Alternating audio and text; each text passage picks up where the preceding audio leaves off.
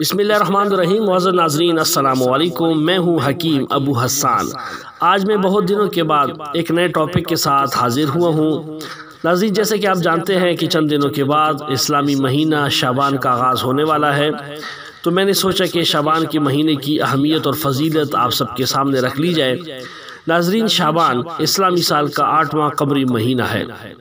شریعت اسلامیہ میں اس نام کو اس لیے بحال اور برقرار رکھا گیا ہے کہ فی الواقع مخلوق کی قضاء و قدر کے اکثر و بیشتر سالانہ فیصلے اسی ماہ معظم میں طے پاتے ہیں۔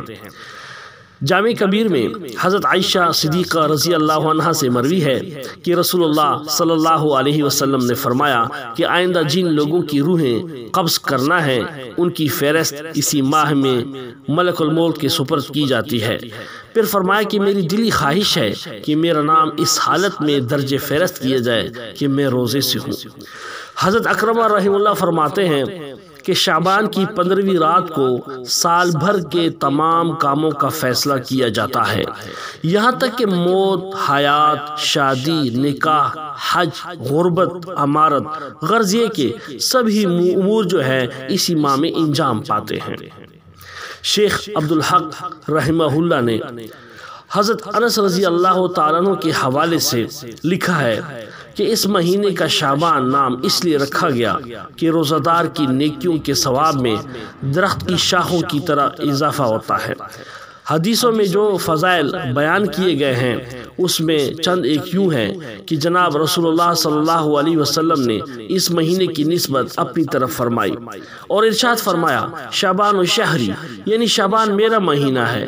اس سے اندازہ کریں کہ جس چیز اور مہینے کی نسبت حضور علیہ الصلوۃ والسلام اپنی طرف فرمائیں تو اس کی کتنی فضیلت ہوگی۔ حضرت انس رضی اللہ عنہ بیان کرتے ہیں کہ جب رجب کا مہینہ شروع ہوتا تو آپ یوں دعا فرمایا کرتے تھے، یا اللہ رجب اور شعبان کے مہینے میں ہمارے لیے برکت فرمائیے اور خیریت کے ساتھ ہم کو رمضان تک پہنچائیے، یعنی خیریت کے ساتھ برکات رمضان دیکھنا اور اس کا استقبال کرنا نصیب ہو۔ آپ علیہ الصلوۃ والسلام کا اس طرح دعا فرمانا اس مہینے کی فضیلت و عظمت کی ایک اہم دلیل ہے۔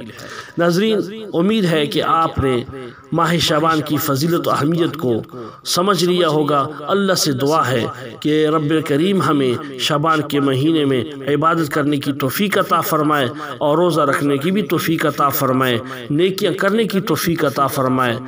اللہ جل شانہ سے دعا ہے کہ اس کے بعد رمضان المبارک کا مہینہ ہمیں نصیب کرے۔ امید ہے کہ یہ ویڈیو آپ کو اچھی لگی ہوگی۔ اپنا بہت خیال رکھیے گا، مجھے اپنی دعا میں یاد رکھیں۔ اللہ حافظ۔